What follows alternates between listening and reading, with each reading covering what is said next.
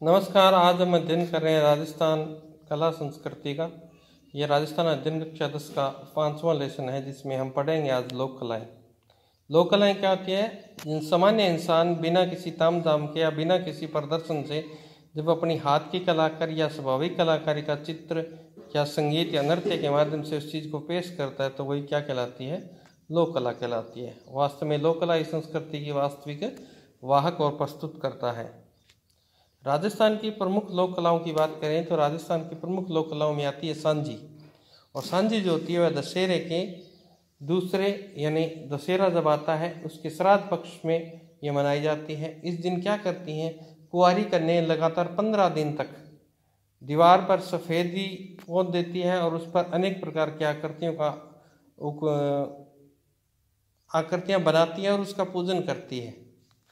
इसे सांझी, संजूली, सांजुली, सिंजी, सांझ के हांजी, हाजा आदि नामों से जाना जाता है।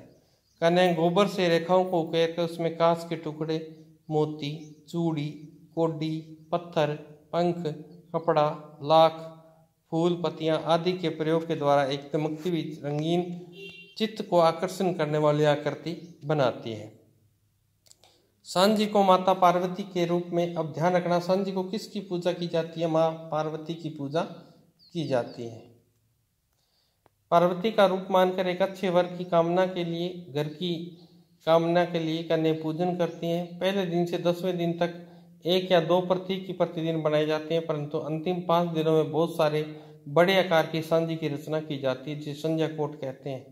पहले दिन सूर्य, चंद्रमा, तारे, दूसरे दिन 5 फूल, तीसरे दिन पंखी, चौथे दिन हाथी, 5वें दिन चौपड़, छठे दिन स्वास्तिक जिसे हम संख्या बोलते हैं, 7वें दिन घेवर, 8वें दिन ढोलक नगाड़े, 9वें दिन बंधनवार जो होते हैं ना पत्तों की बनाई जाती है घर के बाहर एक डिजाइन के रूप में उसे कहते हैं। 10वें दिन खजूर का पेड़ बनाया जाता है।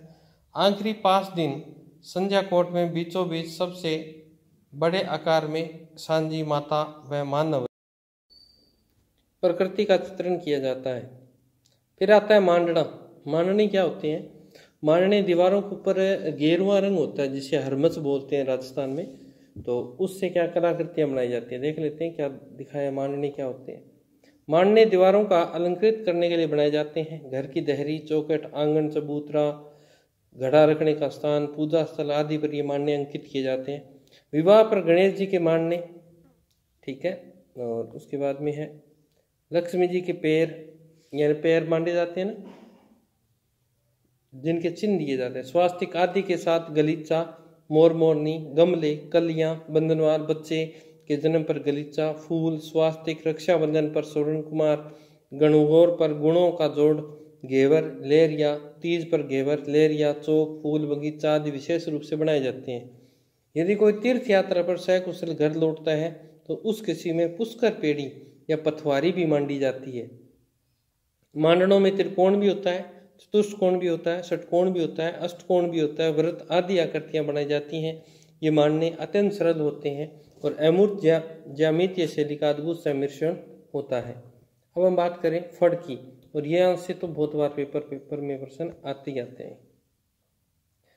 राजस्थान, तो फड़ कला के लिए कौन सा जिला जाना जाता है? तो ध्यान रखना, भीलवाड़ा का कौन सा कस्बा? शाहपुरे कस्बे में छिंपा जाति के जोशी चित्रों द्वारा फड़ चित्रण किया जाता है। तो ये इंपॉर्टेंट लाइन है, बहुत बार पेपर में पूछी गई है, जिसमें राजस्थानी भाषा में फड़ कहा जाता है। और भीलवाड़ा तहसील भीलवाड़ा जिले के निवासी श्री लाल जोशी जी इस शैली के प्रमुख चित्रकार हैं। फड़ बोपों के द्वारा निर्मित की जाती है और ये बोपे फड़ को लकड़ी पर लपेटकर गांव गांव जाकर पारंपरिक वस्त्रों में रावण हत्ता या जंतर वाद्य यंत्र की धुन के साथ कदम थिरकाते हुए इसका वाचन करते हैं। क्या होता है फड़? इसका अपना अगर आप वीडियो देखना चाहें तो अपने इसी चैनल पर इसका वीडियो पड़ा है, फड़ आप देख सकते हैं लाइव। तो फड़ लिख लेना, बाबू जी की फड़ लिखा होगा, आप उस फड़ को देख लेना। वैसी फड़ होती है, कपड़ा होता है, कपड़े पर क्या होता है? चित्र उकेरे जाते हैं, नायक और खलनायक के। और बोपर वोपण लालटेन के माध्यम से उस चित्र पर लालटेन प्रकाश डालते हैं और फिर बोपी उसको गाने के माध्यम से बताती है।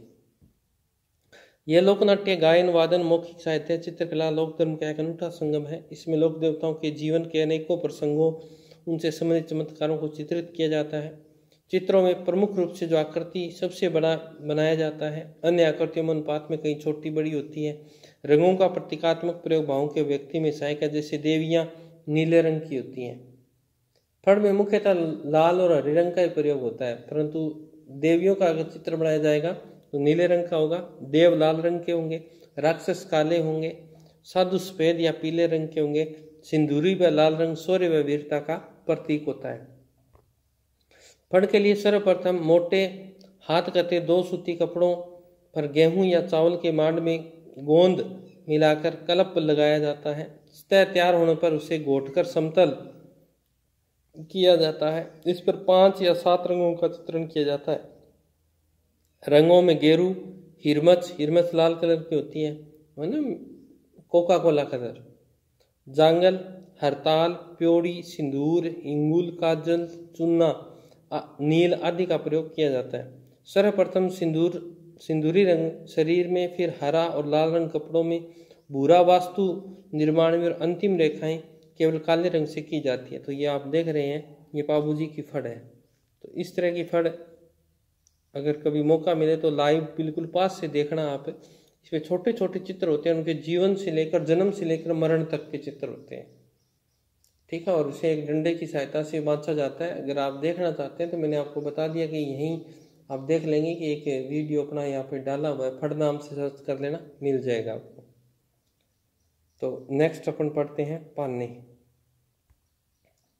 राजस्थान में विभिन्न उत्सवों त्योहारों पर देवी देवताओं के पाने बड़े प्रतिष्ठित किए जाते हैं। दीवार चित्रों के विकल्प के रूप में पानों का प्रचलन हुआ। सस्ते होने के कारण ग्रामीण इन्हें खरीद कर सामान्य अनुसार प्रयुक्त करते हैं। ये रेडीमेड ही आते हैं। राजस्थान में गणेश जी का पाना, लक्ष्मी जी का पाना, रामदेव जी के पाने, गोगा जी के पाने, श्रवण कुमार जी के, तेजा जी के, राम भगवान के, कृष्ण के, शिव पार्वती के, धर्मराज के, देवनारायण जी के, श्रीनाथ जी के, नरसिंह आदि के पाने प्रचलित हैं। श्रीनाथ जी का पाना सर्वाधिक कलात्मक पाना है। तो श्रीनाथ जी की फोटो जब आप कभी भी किसी भी रूप में देख लेना, उसमें सबसे ज़्यादा कलात्मकता दिखाई गई है, जिसमें 24 श्रृंगारों का चित्रण किया गया है।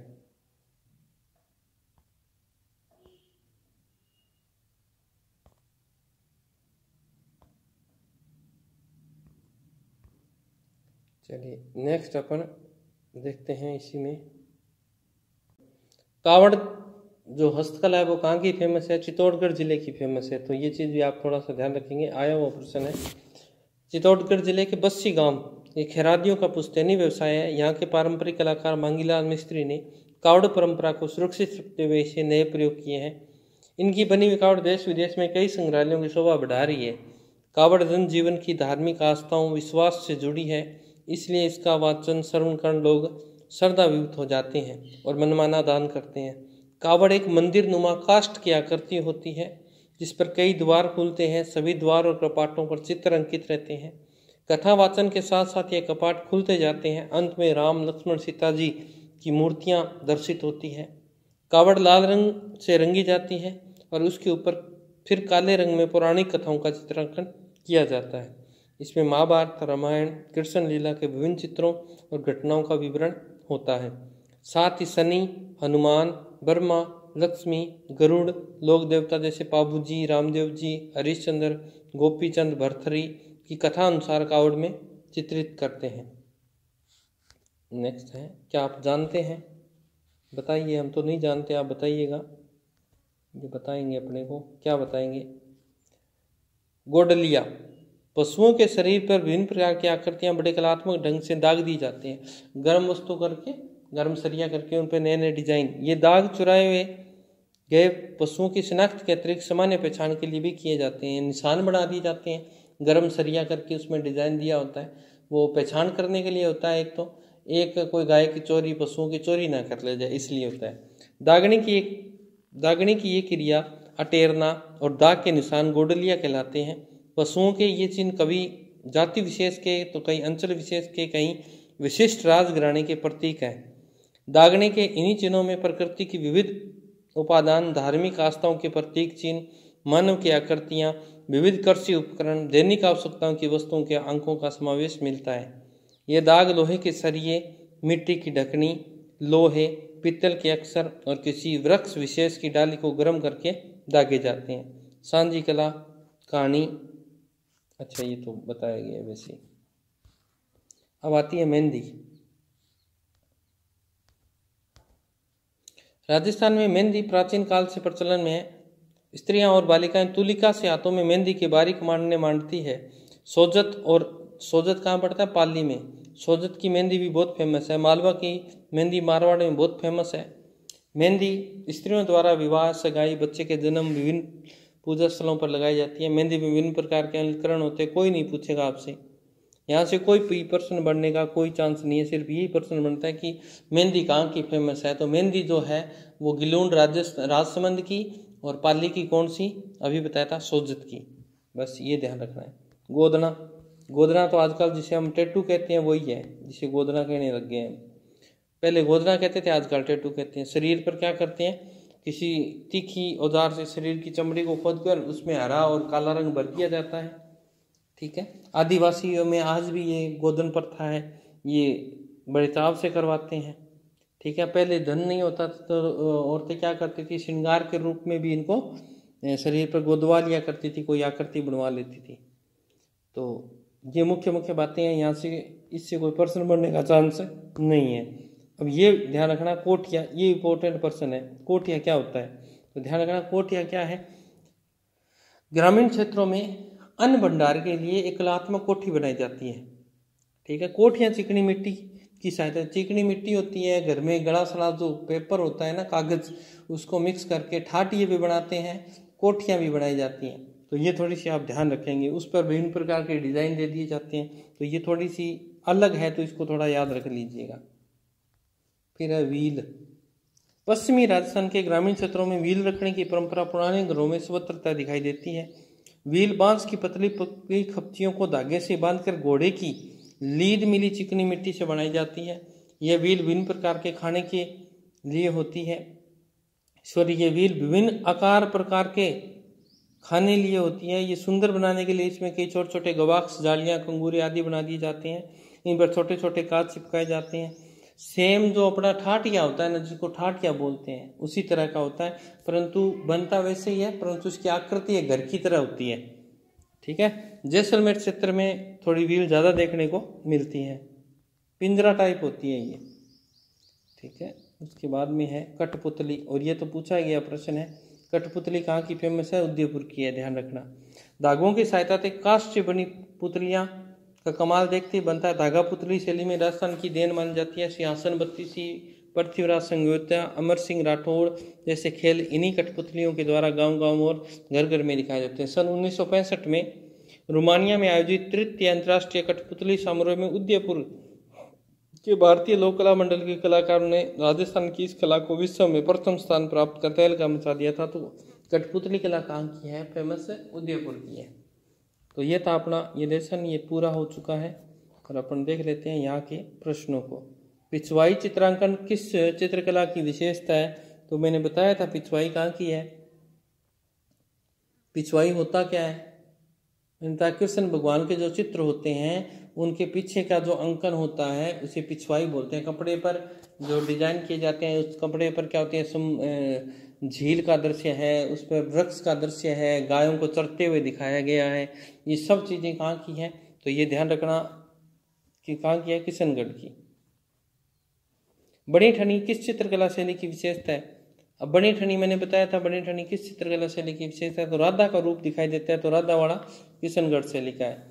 जमुनादास, छोटेलाल, बक्सराम और नंदलाल चित्रकला की किस शैली से समृद्ध हैं? अब ध्यान रखना, जमुनालाल, छोटेलाल, बक्साराम और नंदलाल, ये इंपॉर्टेंट प्रश्न है। मैंने कहा था आपको कि ये याद कर लेना, तो इसका उत्तर आप मुझे कमेंट बॉक्स में जरूर बताएंगे, क्योंकि एक प्रश्न मैं आपको देता हूँ कमेंट बॉक्स में करने के लिए, पर कोई करता तो है नहीं, और वही प्रश्न पेपर में आ जाएगा, उस दिन कहोगे कि हाँ गुरुजी सही कहते थे। जयपुर राज्य के उस कारखाने का नाम बताइए जहाँ कलाकार चित्र और लघु चित्र बनाते थे, तो उसको हम बोलते थे क्या? सूरत खाना। क्या बोलते थे? सूरत खाना। पक्षियों के महत्व वाली चित्र बूंदी शैली है, तो दर्शाने की आवश्यकता ही नहीं है। तो एक प्रश्न मैंने आपको करने के लिए दिया है, ये आप बताएंगे। सांझी को किस देवी की पूजा होती है? तो सब अभी पढ़ के गए हैं, पार्वती की होती है। फटवाचन का कार्य कौन करते हैं? तो भोपे करते हैं। मांगीलाल मिस्त्री की प्रसिद्धि का क्षेत्र है, मांगीलाल मिस्त्री क्या बनाते हैं? तो मैंने अभी बताया था कावड़ बनाते हैं। उसके बाद में फड़ से संबंधित श्रीलाल जोशी किस जिले के निवासी हैं? तो मैंने बताया था ये फड़ शाहपुरा तहसील भीलवाड़ा जिले के हैं। सोजत किसके लिए प्रसिद्ध है? तो मैंने बताया था सोजत मेहंदी पाली की और गिलूंड राजसमंद की मेहंदी फेमस है। चित्रशाला का परिचय, बूंदी शैली की 2 विशेषता, निसारुद्दीन कौन थे? चित्रकार थे। सर्वाधिक प्राचीन चित्रित ग्रंथ श्रावण सूत्र कर्मण प्रतिक्रमण सूत्र चूर्णी। पिछवाइयों से आप क्या समझते हैं? बता दिया था। और ये सुम्मिलित करने वाला प्रश्न है, इससे आप सुम्मिलित कर लीजिए। पान्ने क्या होते हैं? पान्ने कागज पर बनाए जाते हैं, ये लो। फड़ कपड़े पे बनती है। मांडने रंग से होते हैं और कावड़ लकड़ी से बनती है। सांझी पूजा किस समय की जाती है? बताया था दशहरे के श्राद्ध पक्ष में की जाती है, दशहरे के दूसरे दिन से। गोडगिया से आप क्या समझते हैं? पशुओं पर दागने की जो प्रथा थी, पशुओं पर जो टैटू बनाए जाते हैं वही क्या आते हैं? सारिया से आप क्या समझते हैं? मांडना के 4 विषयों के नाम लिखिए। सांझी पूजा कितने दिनों तक होती है? 16 दिनों तक होती है। पान्ने क्या हैं? ये मैंने बता दिया आपको। ग्रामीण अंचल में कोठियाँ किस काम में आती हैं? अनाज रखने के काम में आती हैं। तो मुख्य रूप से ये अपना पाठ था। तो आज के लिए इतना ही, मिलेंगे कल, तब तक स्वस्थ रहें, मस्त रहें। जय राजस्थान, जय भारत।